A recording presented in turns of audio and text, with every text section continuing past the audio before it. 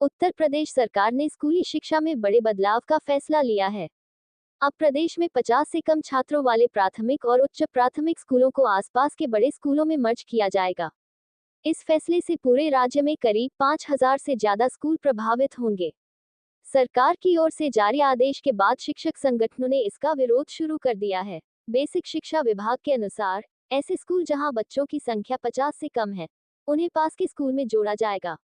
इसके पीछे सरकार का तर्क है कि इससे बच्चों को बेहतर सुविधाएं मिल सकेंगी और संसाधनों का बेहतर उपयोग होगा। यदि किसी स्कूल के रास्ते में नाला, नदी या रेल पटरी जैसी बाधाएं हैं, तो उसे भी मर्ज किया जा सकता है। मामले में आपका क्या कहना है? सर नाम बताइए। स्टार्ट हो गया है। राजीव वर्मा, जिला महामंत्री, United teachers association Utah Agra. देखिए, मर्जर का जो अभी सरकार ने आदेश जारी किया है, उसको देखा जाए तो उसमें वास्तव में ज़मीनी हकीकत में वो बिल्कुल आदेश सही नहीं है। क्यों? उसका कारण क्या है कि गांव देहात में 1-1 किलोमीटर पर स्कूल नहीं है, वहाँ 2 से लेकर 3 किलोमीटर दायरे पर स्कूल है। गांव के बच्चे गांव में रहेंगे, अच्छे से पढ़ सकते हैं। निरक्षर से साक्षर बनाने का सरकार का ये एक नारा भी है और बच्चों को साक्षर बनाना है। अगर उन स्कूलों में 40, 45 या 50 के आधार पर बच्चों को स्कूल विद्यालय को बंद कर दिया जाता है, तो उस विद्यालय को वहाँ से मर्ज करके दूसरे न्याय पंचायत या दूसरे ग्राम पंचायत में डाला जाता है, तो उसमें डिस्टेंस करीब 2.5 से 3 किलोमीटर दूरी होगी। अब गाँव देहातों में आपको मालूम है आज भी सड़कें बहुत अच्छी नहीं हैं, कच्ची सड़कें हैं। बारिश के टाइम में माहौल बहुत ज़्यादा पानी भर जाता है, साधन नहीं है, बसें नहीं चलती, ऑटो नहीं चलती हैं। तो वो बच्चा जो निरक्षर रहने का अंदेशा है, उससे बच्चा 3 किलोमीटर दूर कैसे जाएगा? उनके पास कोई साधन नहीं है, माँ बाप अपने खेती पे चले गए या काम पे चले गए, तो ऐसी स्थिति में बच्चा पढ़ नहीं पाएगा। हम सरकार से अनुरोध करते हैं कि ऐसे विद्यालयों को मर्ज ना किया जाए, बंद ना किया जाए, जिससे कि निरक्षर होने के चांसेस बढ़ेंगे। बशर्ते उन्हीं स्कूलों में सुविधाएं दी जाएं। बच्चा आखिर क्यों नहीं बढ़ रहा है नामांकन, इस पर गौर किया जाए। आज देखा है गली गली, मोहल्ले मोहल्ले, गांव में ही जो कि गैर मान्यता प्राप्त हैं, कुकुर मुत्तों की तरह प्राइवेट स्कूल खुल गए, इनको कोई मान्यता नहीं है, 1-1, 2-2 कमरों में चल रहे हैं।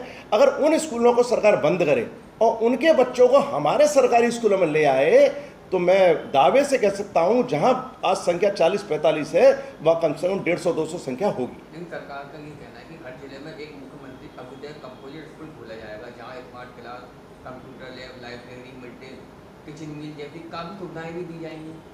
जी, तो अगर हमने मान लिया दी जाएंगी, तो बात आती है कि उन बच्चों के लिए क्या साधन रहेगा, कन्वेंस का कैसे पहुंचाया जाएगा।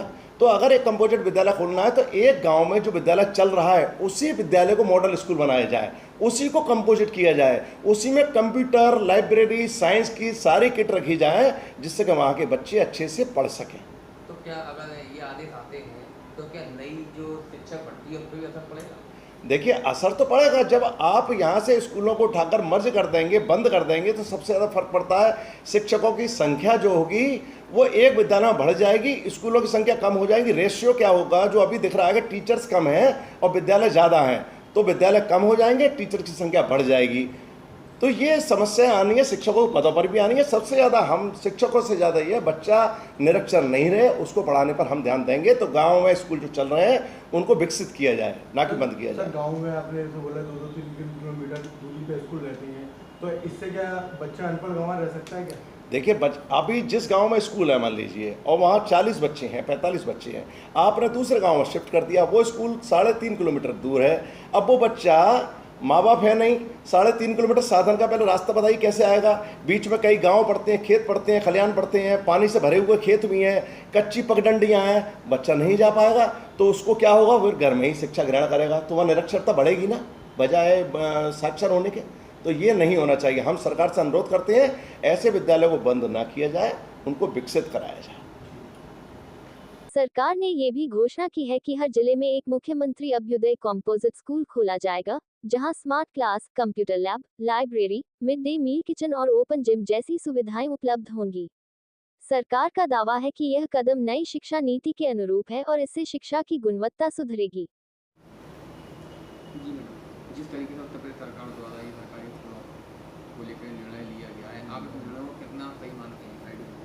जी नमस्कार, मेरा नाम निधि श्रीवास्तव है और मैं जूनियर विद्यालय यूपीएस कन्या ईदगाह की प्रधान अध्यापिका हूँ।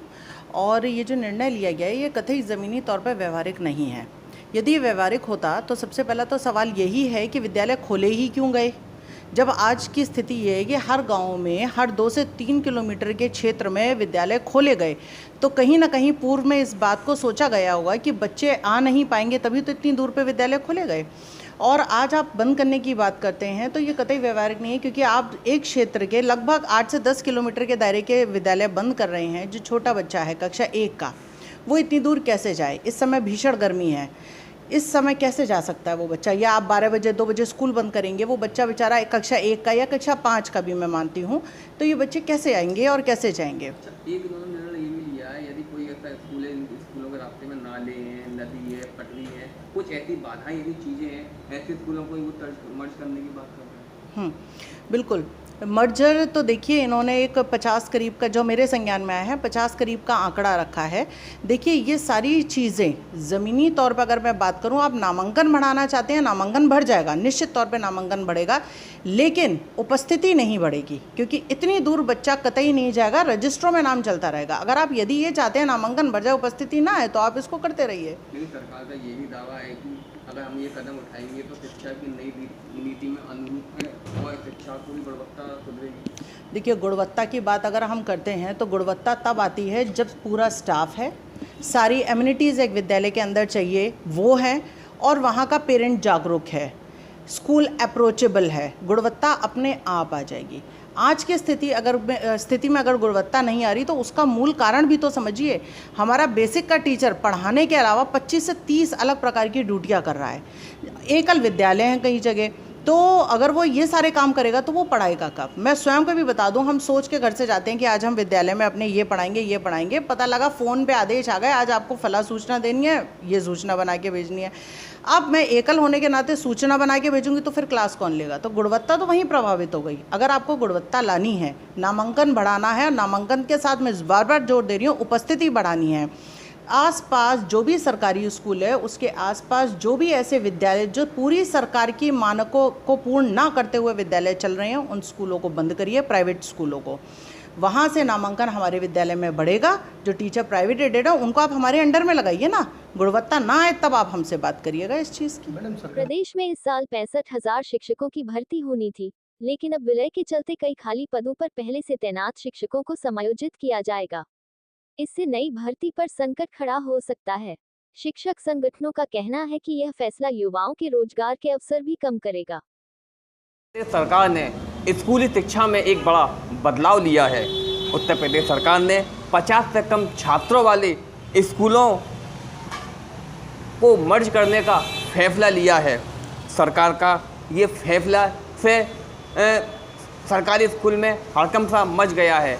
जहां उत्तर प्रदेश के अंदर 5,000 से अधिक स्कूलों को मर्ज करने का फैसला लिया गया है, तो वहीं स्कूल के शिक्षकों ने इस फैसले को गलत भी ठहराया है। हम इस समय मौजूद हैं नाला बुरहान सैयद के सरकारी स्कूल में, और यहाँ हमने शिक्षक से बात की तो उन्होंने कहा कि ये जो फैसला सरकार के द्वारा लिया गया है, हम उस फैसले का विरोध करते हैं और साथ ही साथ सरकार से ये भी अपील करते हैं कि इस तरह का फैसला बिल्कुल भी नहीं लिया जाए। कि अगर उत्तर प्रदेश सरकार ऐसे स्कूलों को मर्ज करेगी तो मर्ज करने के बाद वह अपने स्कूलों को गाँव से 2 किलोमीटर दूर शिफ्ट कर देगी, तो कहीं ना कहीं ऐसा भी माना जा रहा है कि छात्र के पेरेंट्स क्या अपने बच्चियों को इतनी दूर पढ़ने के लिए भेजेंगे। तो वहीं शिक्षकों ने भी इस फैसले का बड़ी जोरों के साथ विरोध किया है। उन्होंने कहा है कि हम इस फैसले को गलत मानते हैं, क्योंकि ऐसे फैसले लेने से शिक्षक और छात्रों के साथ कहीं ना कहीं खिलवाड़ होते हुए